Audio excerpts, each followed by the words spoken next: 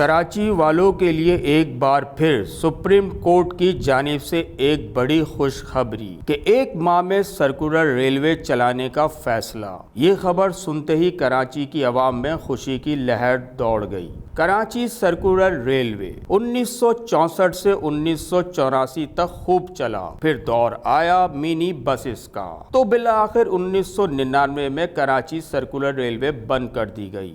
और अब एक नज़र जायज़ा लिया जाए तो जिस मकाम से ट्रेन गुजरा करती थी, आज वहाँ पर बुलंद तरीन इमारतें, फैक्ट्रियाँ, जंगलात, झुग्गियाँ और कहीं मकामात तो रेलवे ट्रैक ही गायब है। इन सब चैलेंजों से निपटने का आगाज़ इंतज़ामिया की जानिब से तो हो गया है, लेकिन रफ्तार ट्रेन की तरह है, कभी रुक कर और कभी चल कर।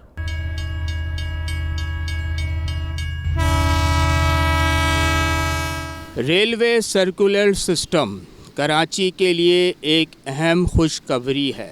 सुप्रीम कोर्ट के अहकामात के मुताबिक इस पे अमल दरामद शुरू हो चुका है।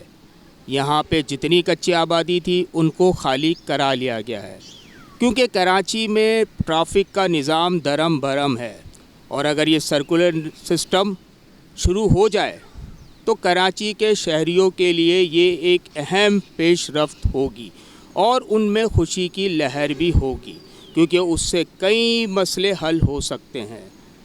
कैमरा टीम के साथ फरहान हाशिम, DNN न्यूज़, कराची।